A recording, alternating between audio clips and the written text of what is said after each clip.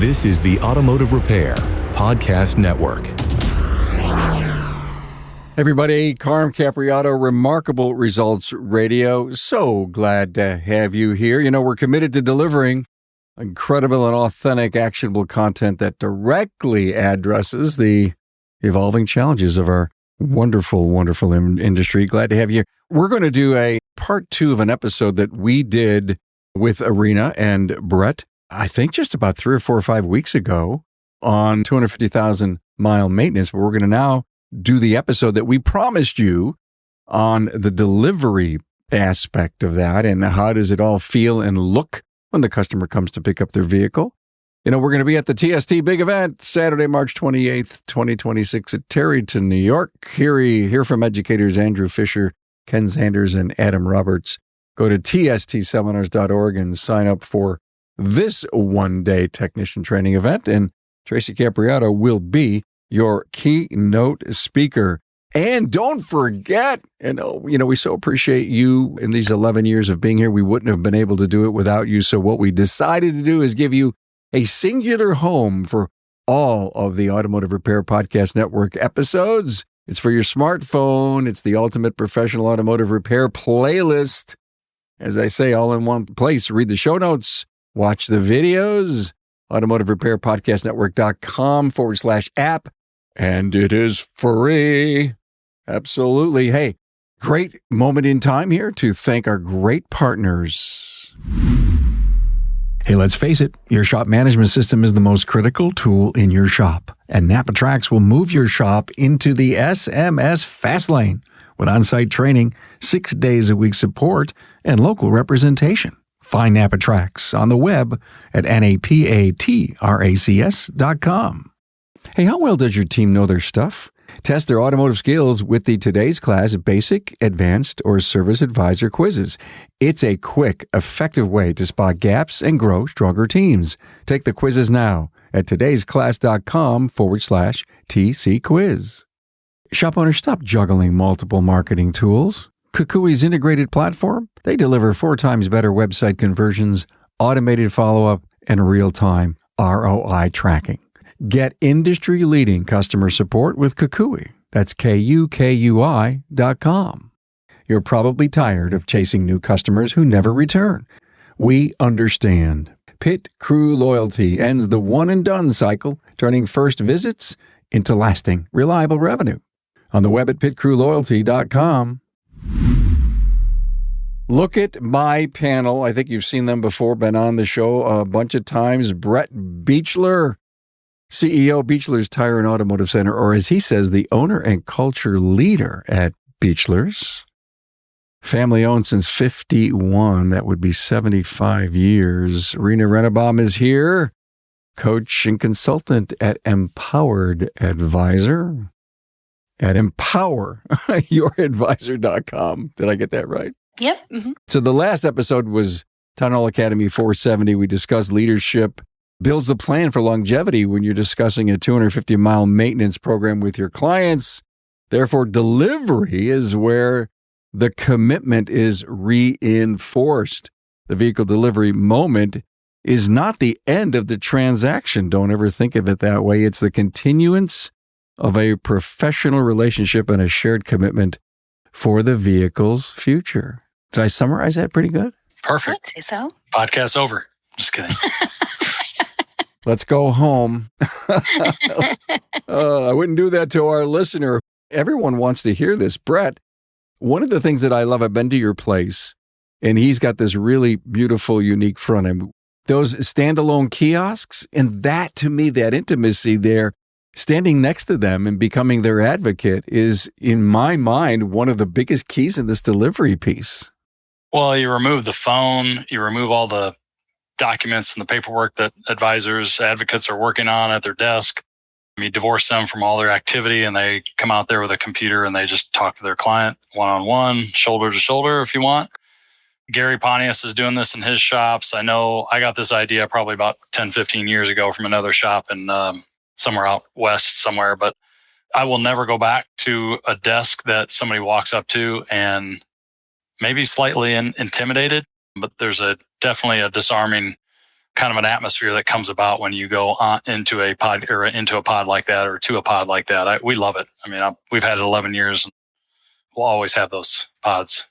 I got to stand corrected. I don't like the word kiosk, but I do like the word pod. You just say a pod, or is there a larger definition for that? We just call it an advisor pod. An advisor pod? Boy, I like that. Fewer syllables. Have you seen a lot of them out there, advisor pods, Rena? I'm starting to see more and more, but I don't know if Rena is. I haven't, no. And so I'm curious. So when a customer walks in, do the customer walks up to the pod and the advisor meets them there, or? Correct. Yeah, that's the design. Is that the advisor leaves their desk and then they can leave.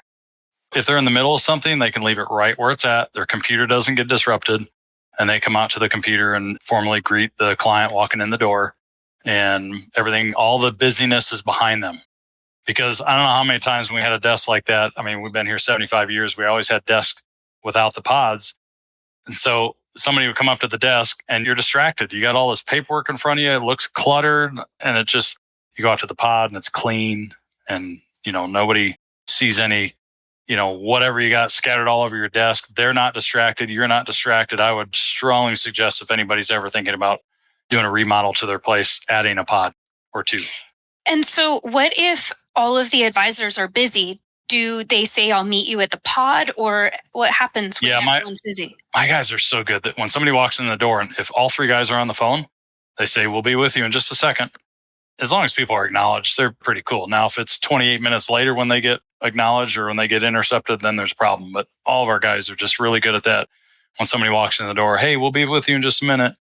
And people are, it's almost like a pressure relief valve for people. And if it happens, all three guys are on the phones. They have 3 desks. We have 3 pods. And they all have their respective pods they can come out to. It just makes for a very, almost like an inviting, very warm atmosphere when somebody walks in. Do customers feel like it's an organic place for them to go as well? Do customers naturally gravitate towards the pod? They do, because all 3 pods are kind of out front with the exception of one. It's right next to one of our advisors' desks.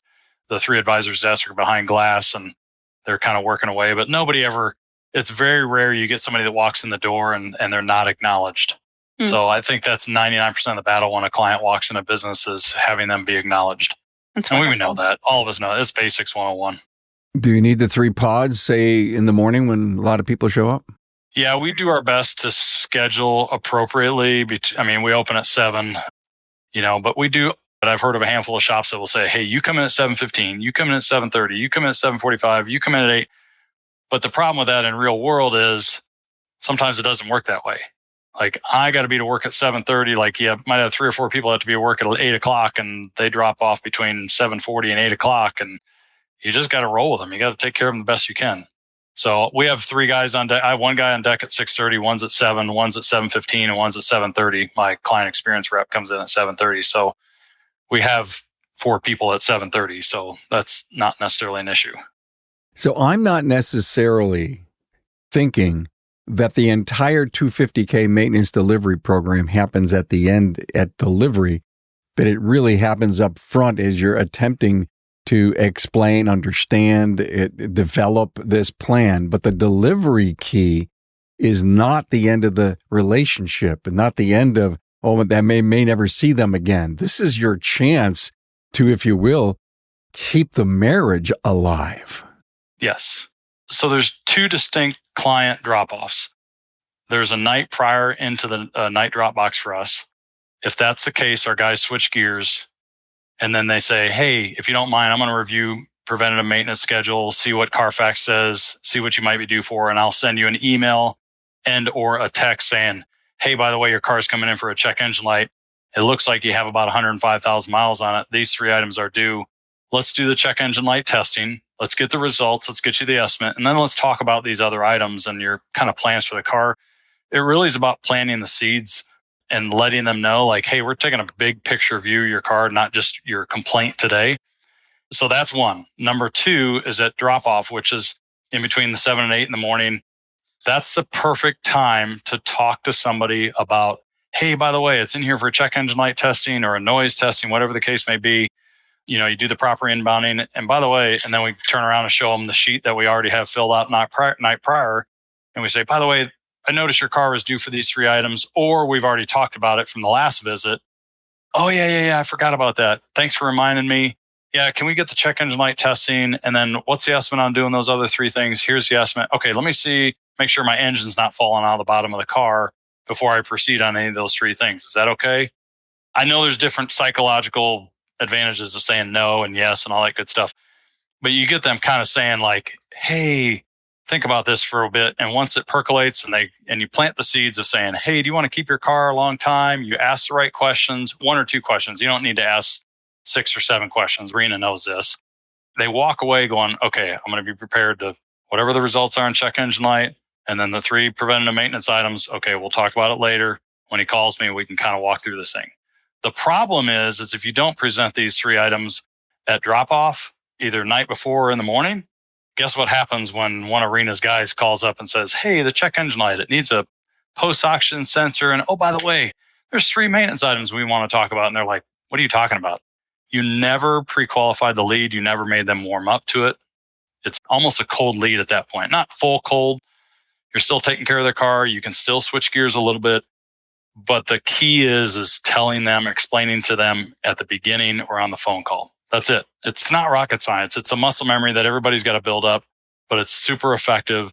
And then what you do is you start having guys work on fewer cars every day. You get down from 6 cars a day down to 2 or 3 cars a day. Or in the European world, they're probably working on 1 car a day. It works really, really well. Yeah. I have a shop that we brought this concept to the extreme. And the role that we have created in this shop is the pre-appointment advisor. So before any car shows up at the shop, the customer gets a phone call, and that call is to, like, some of them, they could be different, but let's say that you're a repeat customer of this shop.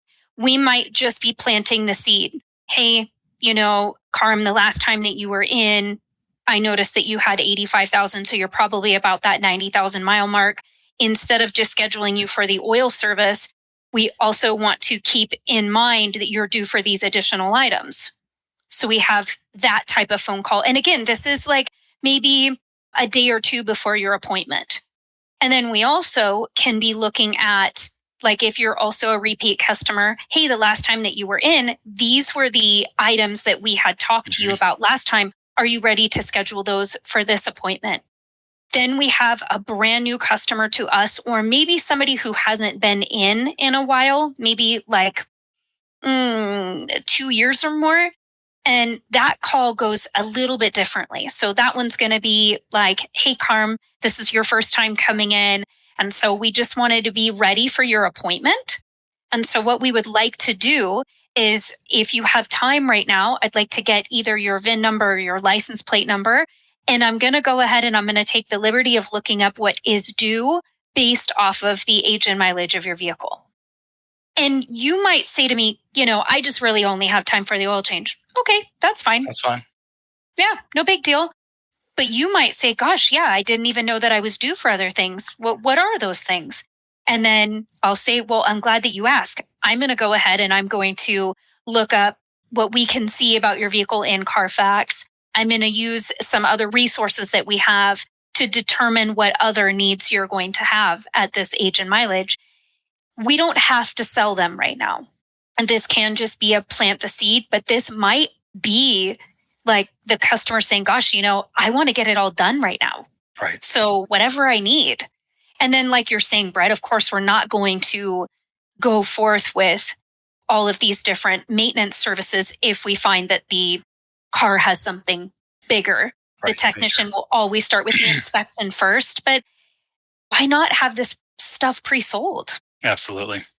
You're absolutely right. If our advocates are not able to do that on a phone call or at drop off, then you do need to establish something like that to where you have somebody calling them. Now, I will say, I like the idea, but I almost think you need to stay with the person that you originally talked to, because they call up and they talk to Jeremiah, and then suddenly somebody from Beachler is 2 days out is going, hey, I'm so-and-so. You're not going to talk to me when you drop your car off, but I was just calling about these things. Anyway, if it works, it works. I'm all for that. But I just think you have to be understanding of like people and like, wait a minute, I already developed rapport with Jeremiah. Why am I talking to you now? Yeah, I agree with you. I think that there is that beautiful thing of we buy from people that we like, Right. that we love, that we know, Right. that we trust. And so I agree. But we also, there are ways that we can do it where I could say, oh, hey, Brett, this is Rena calling from Rena's Auto Repair. Jeremiah asked me to give you a call. Yeah, to you can prepare tie it for the together. appointment. You can still make it feel like Jeremiah's involved. What I find is that shops are more likely to do declined service or lost customer calls over this type of call. And to me, this one is so much more proactive than, hey, we haven't seen you in 2 years. Where have you been? Right. I would rather call and make each 100%. appointment bigger and better, trying to find people that we haven't talked to in a couple years. Right. 100% agree. Let's face it, your shop management system is the single most important tool in your shop, period. NAPA Trax was built from the ground up to make your business more profitable and efficient. We provide an extensive set of tools to increase and track profitability in real time. NAPA Trax offers the industry's best post-sale support, hands down, and we train your people on site. Yep, on site. And we offer remote refresher training 10 times a week, and customer support is open 6 days a week. Give us a call, visit the website, or join our Facebook community today to learn more. We'll prove to you that Trax is the single best shop management system in the business. NAPA Trax is always customized and tailored for you, whether you're a one-man shop or a large multi-bay or multi-location company. After all, it's your shop, so it's your choice. Visit us on the web at NAPATRAX, that's NAPATRACS.com. Transform your team with today's class, where automotive training is easy, quick, and fun. Just 5 minutes a day on our app can eliminate hours of looking up forgotten information later. It's perfect for technicians, advisors, and managers alike. Keep critical knowledge fresh and top of mind, ensuring your team operates at peak efficiency. Today's class is impactful, accessible from anywhere, and a bit of fun too, and we're not talking about after-hours pizza either. For training that gets results, turn to todaysclass.com. Shop owners, we know you are overwhelmed with a flood of missed calls, empty bays, and disconnected marketing tools. KUKUI has spent over a decade building one integrated platform for auto repair shops, one login, one dashboard, and mobile-first websites that convert 4 times industry average. Smart, innovative CRM with automated follow-up, 24/7 online booking, and real-time ROI tracking. With 900 plus years of combined team experience, we fuel the growth of 2,200 plus shops and have influenced $3 billion in revenue. Stop working harder. Start working smarter. Get industry-leading customer support and book a demo with KUKUI. That's KUKUI.com. You know, most shop owners feel trapped spending on ads while half their first-time customers never come back. It's frustrating. It's exhausting. And it's not your fault. The industry average is 54% one and dones. We understand how discouraging that can be.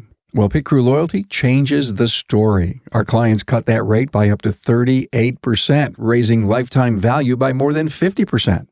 Loyalty members visit nearly 3 times more often, creating predictable revenue without extra ad spend.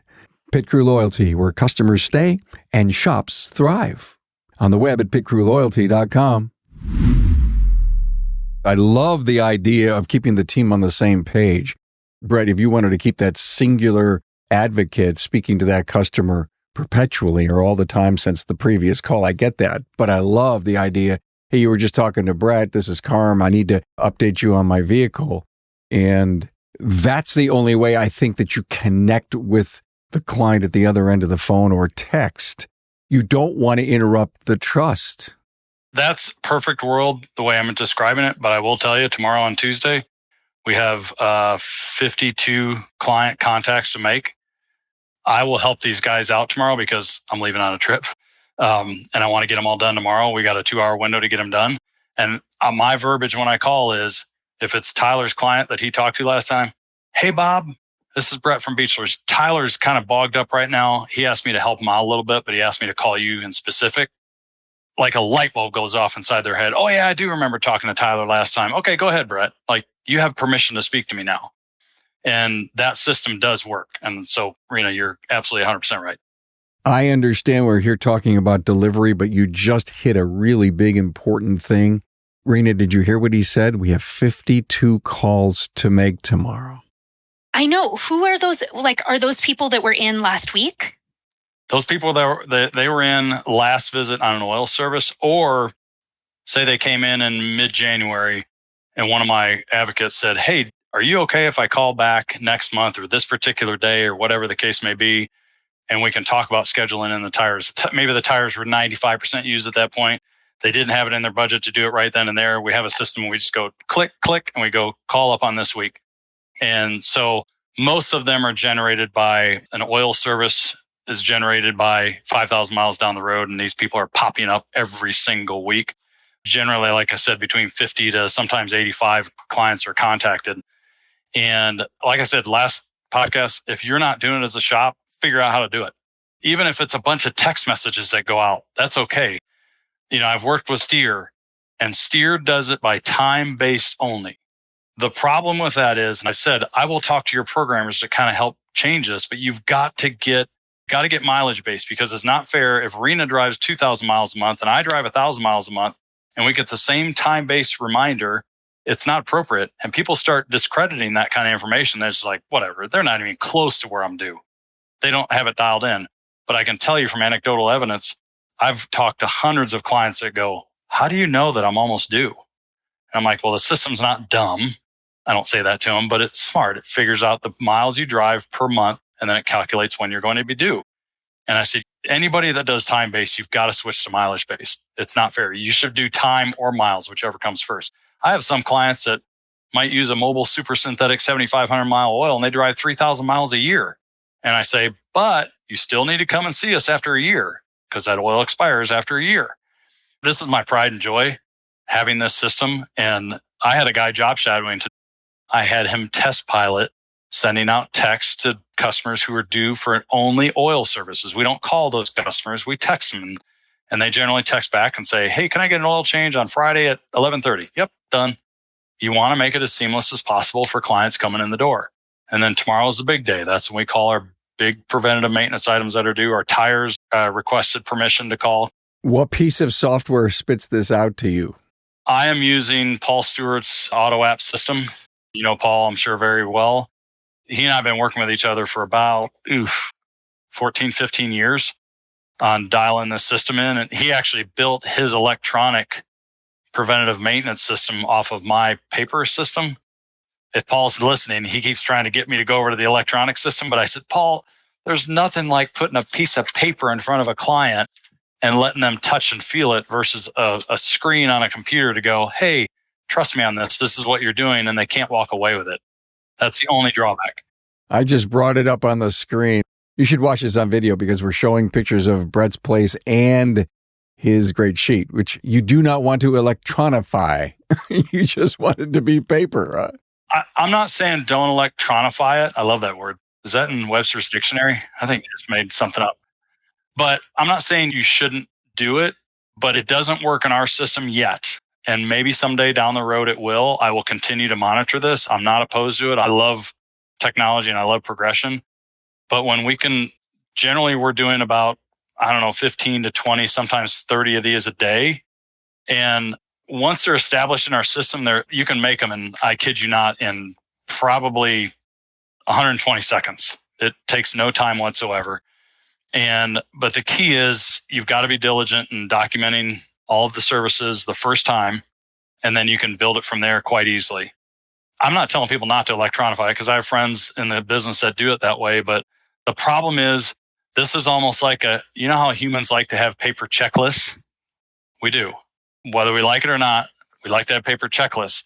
The problem is, you remove that paper off my advisors or advocates' desks, it doesn't get executed the way it does with having these pieces of paper, these blank pieces of paper that just becomes art, and it doesn't get completed like it should. It's just the way it is. I can't explain it. I don't know what psychology is behind it, but when they got a piece of paper and they go check, check, check, and they got, like, my guys have 4 or 6 of them sitting on their desk right now for tomorrow. They're all prepped and ready to go. Rena, can we change the world? I think we can. You know what I think that is what I'm hearing from Brett and what I'm hearing from a lot of other shop owners right now is we're kind of going back to the simple, back to the basics, back to like the checklists and back to like phone calls. And I think that technology is amazing and beautiful and it has helped us. But I think that just having the simple things. I think what's happened is we've become numb to texting on our phones, like marketing and things like that. Yes. Like, yeah. Political, all this stuff. We just, yeah. Oh, it's kind of refreshing to go, hey, Brett, how you doing? Yes. What's going on? I haven't talked to you for 5 months. Hey, just keeping that rapport going. With these phone calls, I can't put a price tag on it. Yes, I probably could. I could probably track these things really, really closely. But sometimes, 8 out of 10 times you're leaving a message. It's a kind of a marketing message. Hey, how you doing, Bob? How's things going? Blah, blah, blah, blah, blah. And they may call back in 3 weeks. It's kind of ambiguous sometimes, like, how do you measure this kind of stuff? But we're still keeping in contact with them. I can actually put a price tag on it because we did have some shops. And look, I love the ability to have customers authorize electronically. But the idea that we went full electronic with our clients where we weren't picking up the phone and calling them and saying, hey, I wanted to talk to you about what we found on your vehicle today. We were just doing it all electronically. We actually watched shops dip $200, $300, $400 in their average ticket. Yep. I totally and utterly agree. I looked at the system that does it all electronically, and I just couldn't warm up to the fact that it's almost like in the social media world where people hide behind their keyboard and they battle with their keyboard, but they can't have a nose-to-nose, eyeball-to-eyeball conversation with people and just say, can we just talk this out? Right. But instead, they become almost meaner behind their keyboard. And I kind of feel like my advisors, my advocates, it might happen to them if they're just going to spit out these $2,000 estimates and go, I don't know, let's drop the bomb. Let's see if they take anything. You still have to talk people through some things. To whatever degree it is, you still have to have human connection and human conversation. I don't mean to sound like this, but make them feel better about what they're doing. There has to be some analytical items that go with that too, but you got to make them feel better about what they're doing. Keyboard warriors is what you're looking for. Those keyboard warriors. I want to make a comment on telephone. I really recently had to call a doctor to get a scheduled appointment. And I have to tell you, the people at the other end of the phone, they were so nice and so gracious. And to your point, Brett, it's almost like the world of professionalism is stopping and saying, listen, if they want a text relationship, fine. But the people that want a voice, a personal, the right pentameter in their voice, excitement, a little personality coming out, and you end up hanging up the phone and says, wow. You start saying to yourself, wow, that was nice. Right. But you say that's going to be a good experience. When I see them, that's going to be a good experience. Right. It's interesting. I think, Carm, you saw when I did what image does your phones at your shop create for your shop? What's the image? When your advisors answer the phone and they sound pleasant, happy to help, the customers they start to create a mental image of what is that visit going to look like for me? It's going to be pleasant. I'm going to walk in. They're probably going to be smiling and, well, this is going to be nice. Oh, I'm excited to see them. Have your advocates become phone Picassos, is what I say. Oh my God, I love that. It really is. Like you're painting a picture of what they're imagining when you walk in the door. Yeah. Uh-oh, Carm's writing it down. I got to write it down. The phone Picasso. Not pistachio, Picasso. Carm. I got it. Picasso, yes. Picasso, pistachio. I want to talk about one of your great talking points about how to help the customer out with any funding that they may need. It's tax return time coming up. We've got things that this individual needs. Is it more at the point of delivery? Is it more at the point of getting the ticket in processed? I think it depends on when that conversation happens that you now can approach the customer. So some customers are going to come in and they're going to say, hey, they're going to lead with that. I only have time or money for this service today. And so you'll know that. I don't approach the customer any differently, knowing that they tell me that they have a certain amount of time or money, meaning that I'm not going to tell them anything different about their car. So if you came in and said, I have $1 million and I want to spend it all today, I'm not going to treat that customer any differently than somebody that says, I only have $100 in 1 hour to spend with you. You're going to get the same service from me. I'm going to tell you the same things about your vehicle, what it needs.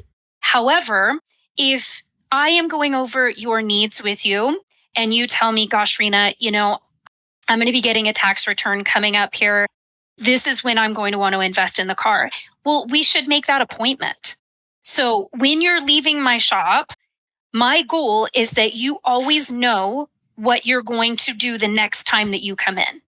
You should have an idea of how much you're going to spend next time, what the visit is going to include, how long it's going to be.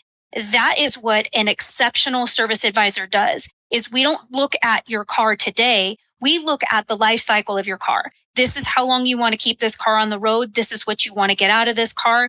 This is how you budget, and I'm going to help you with that. Yes. So I'm going to help you create a tailored approach to your car needs based off of what your budget is, if it's time or if it's money.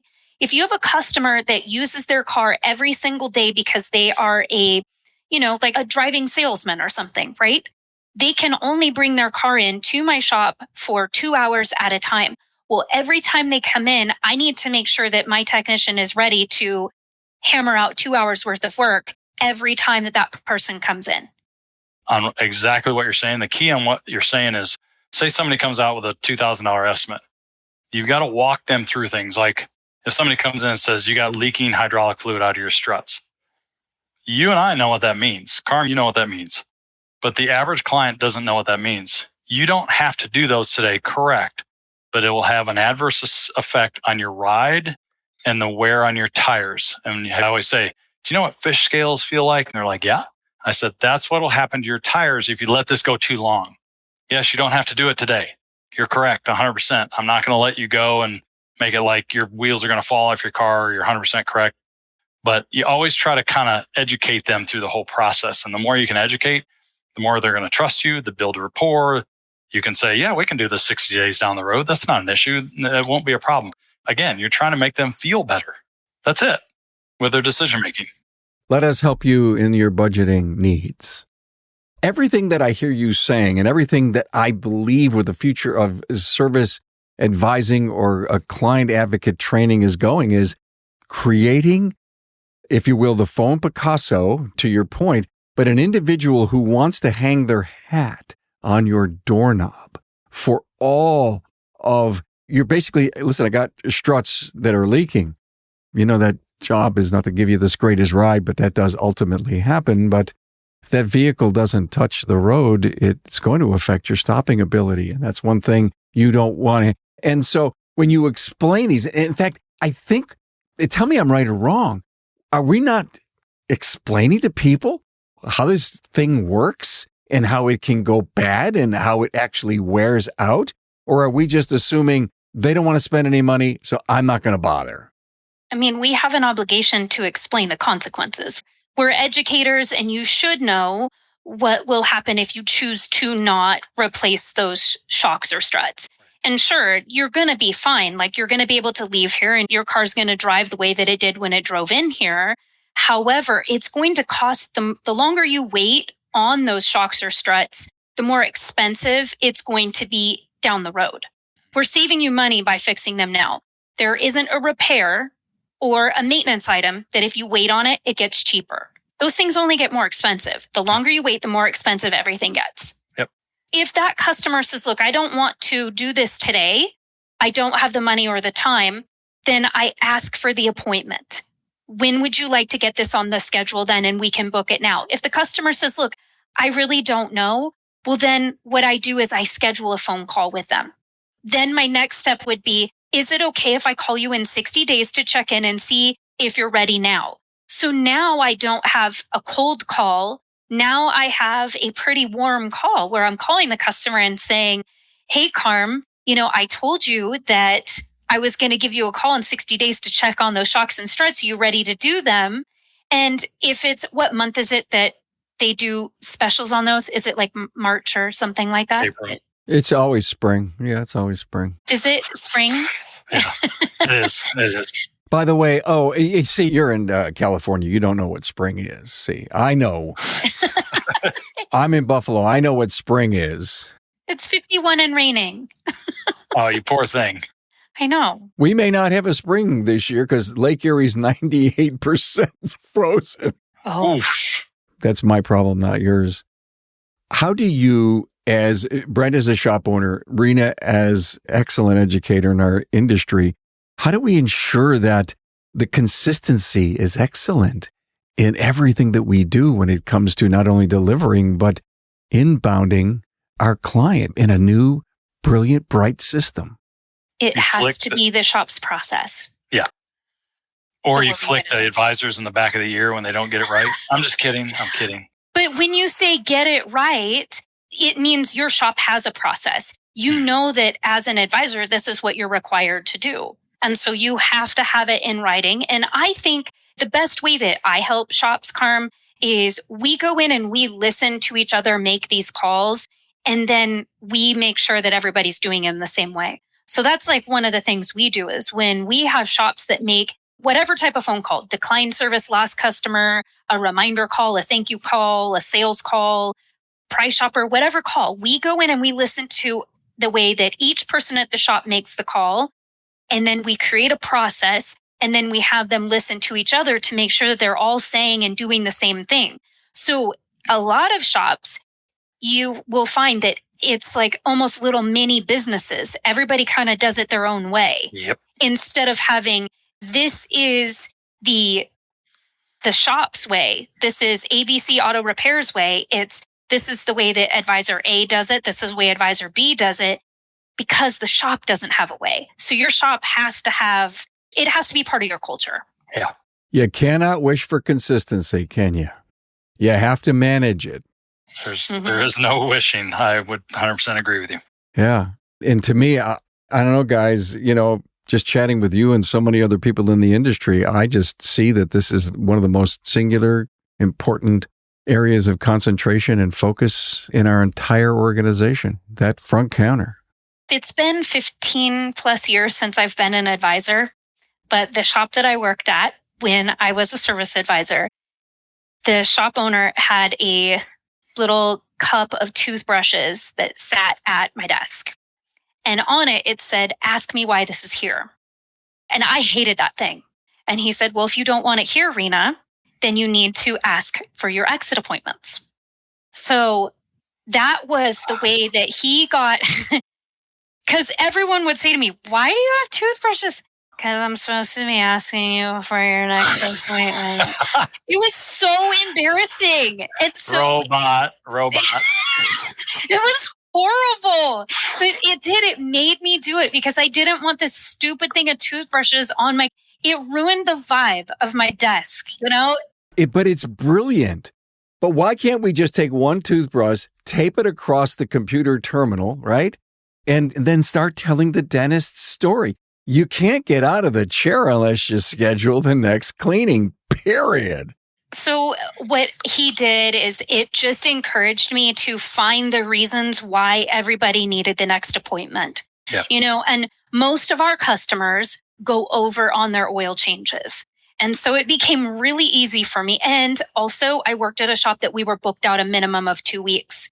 And so I would say, hey, so that you don't miss your next appointment, I'm going to go ahead and schedule you. Can we do this date? What are you thinking? I love that.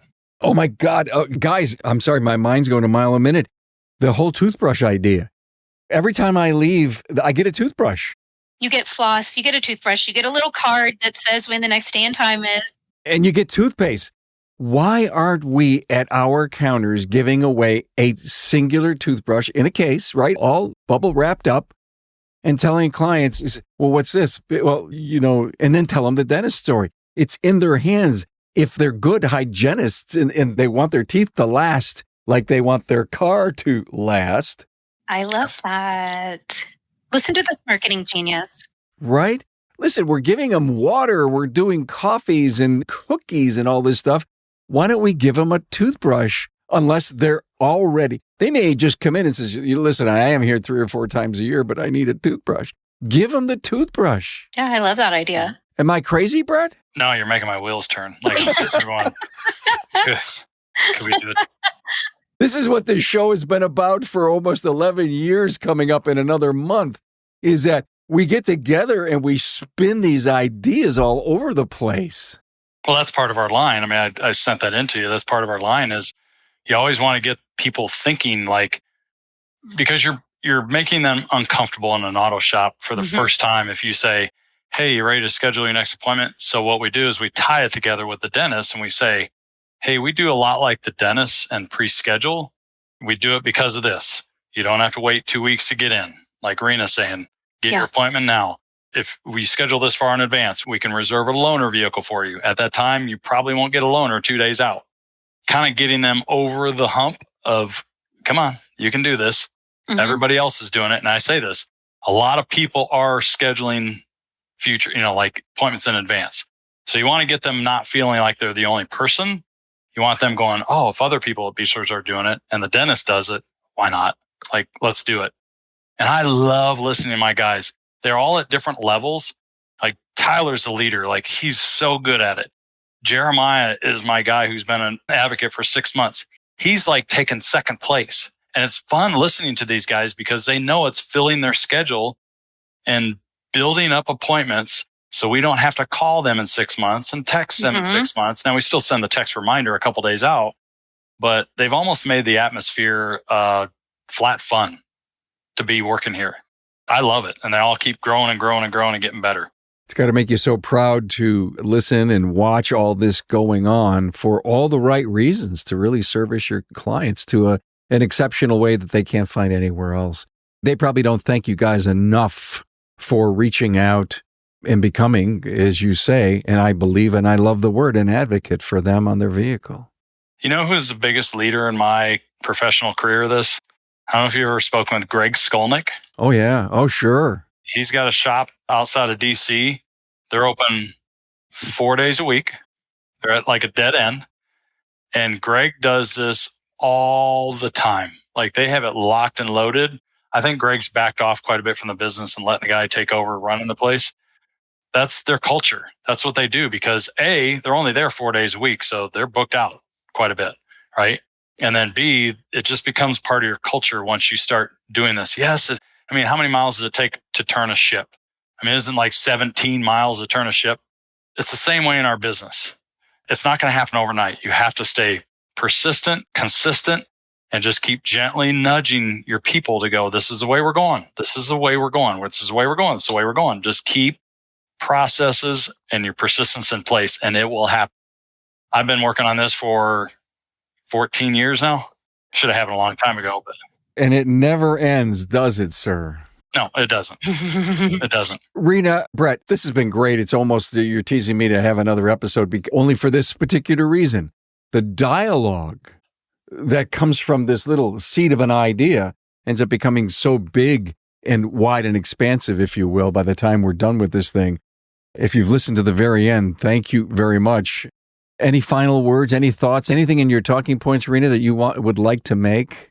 Don't be afraid to make exit appointments. Make it part of your culture to be the shop that helps your customers with the life cycle of their vehicle. Wow. Powerful words. Brett, anything else? A couple things I want to offer you, Carm. You have the preventative maintenance worksheet. If anybody wants that, they can reach out to you or me. I'm happy to share. This is R&D 101. Rip off and duplicate. Take it. I'm happy to share this kind of material. But I also have a Word document that has all of my why statements on like alignments. Why do you do an alignment? An alignment procedure can prolong the life of your vehicle's tire life and maximize fuel economy. It's one line.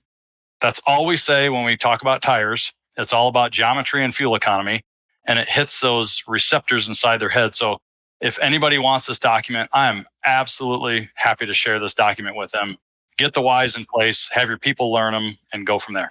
If you are willing, I have a downloads page on my website, and I would be more than happy to put up what's the exact word of this sheet that you sent me? The exact word?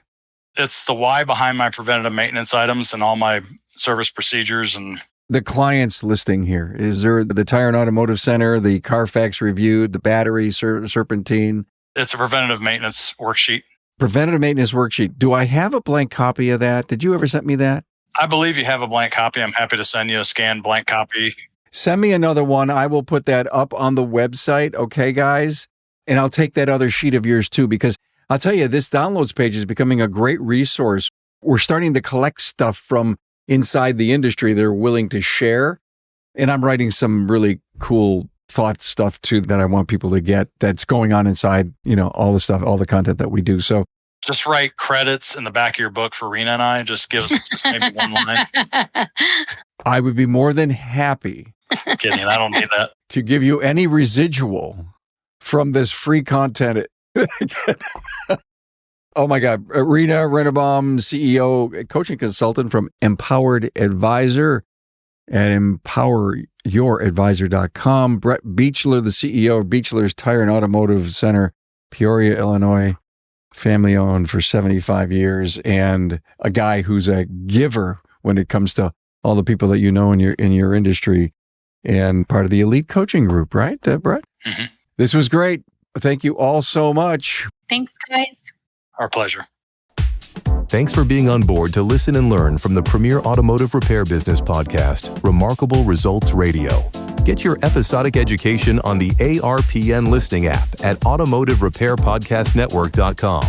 Also enjoy the podcast on our Carm Capriotto YouTube channel. Carm is all for advancing the professional automotive service industry. Until next time.